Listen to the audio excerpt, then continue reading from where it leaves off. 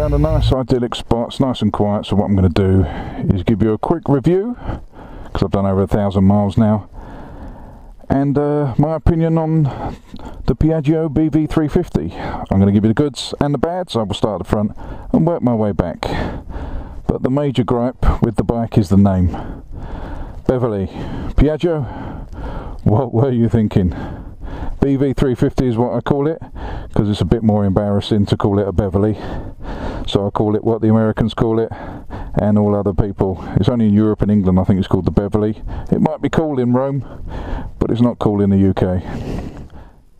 Right, let's start at the front. What you got is Michelin City grips, which are rubbish tyres.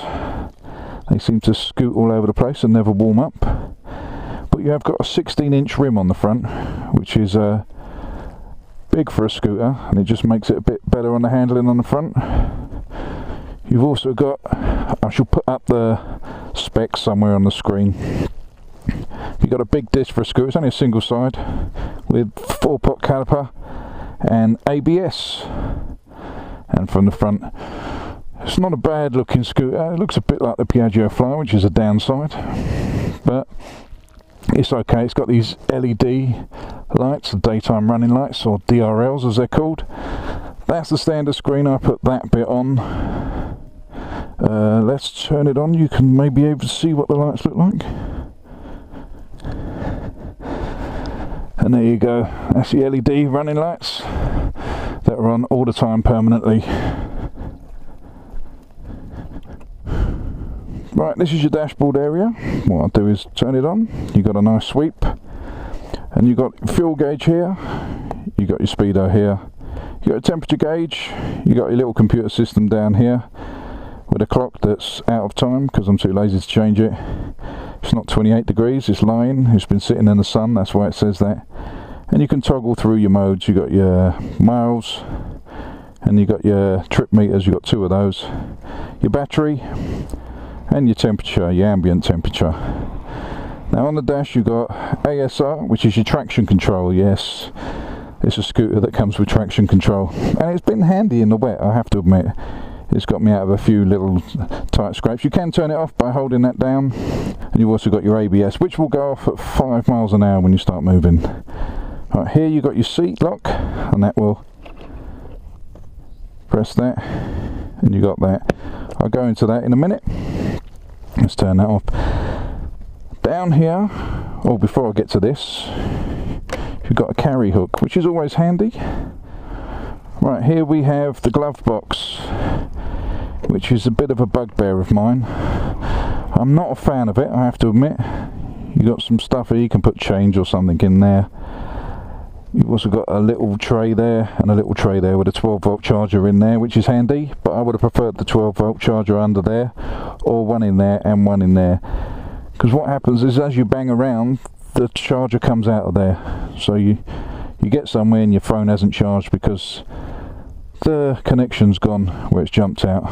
And also when I'm washing the bike it leaks in there, so it fills up with water.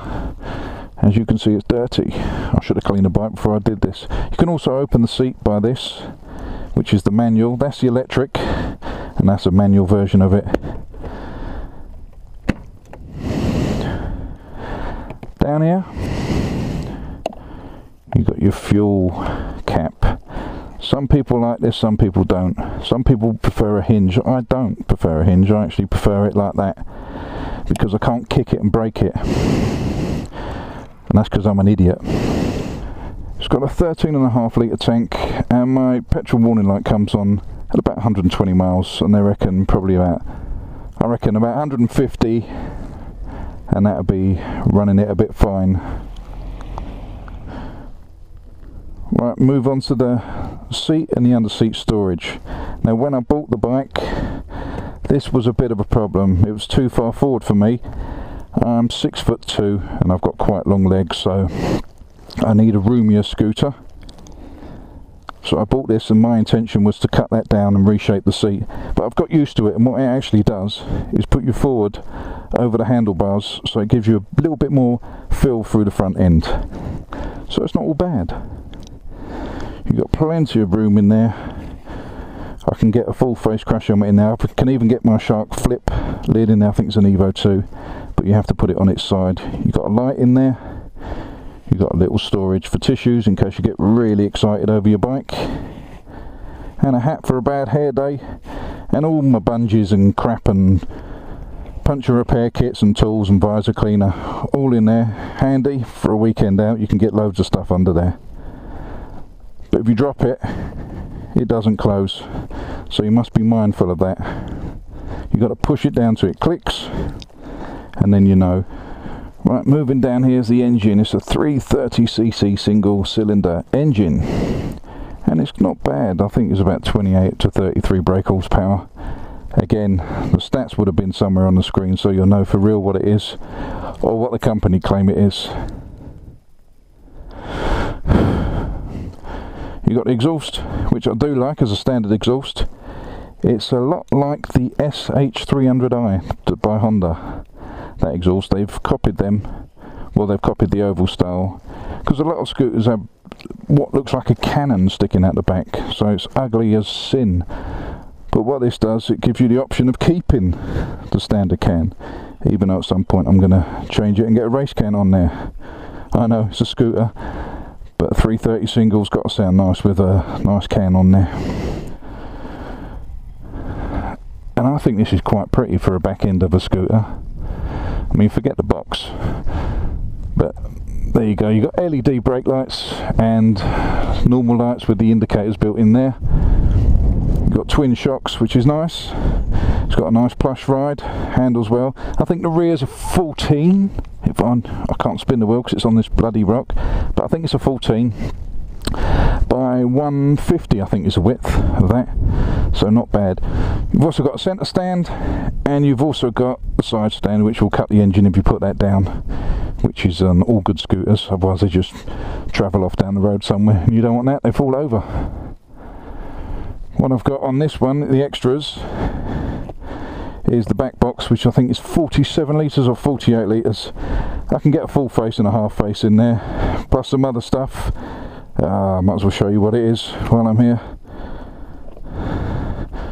Oh, I didn't even realise I had that in there. Well, there you go. But you have to put it on its side. At least I know what was rattling now. So you have to put that on its side. It'll also fit under the seat. And then you've got these straps to put everything in.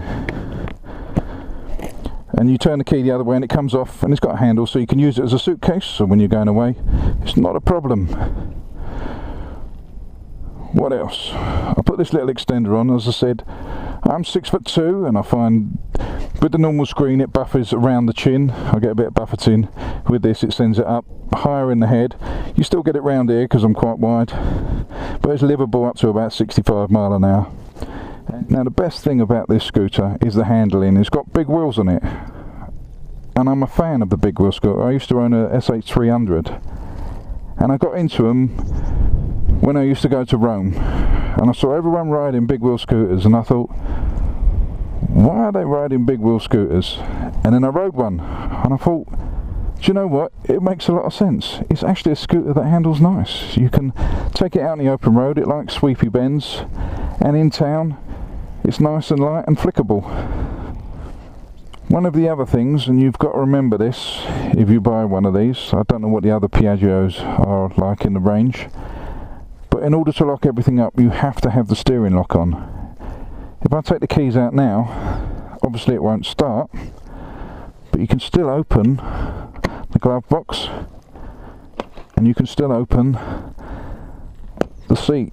So you have to get into the habit of putting the steering lock on and locking it all the way, otherwise people come along and steal all your stuff, which is not good.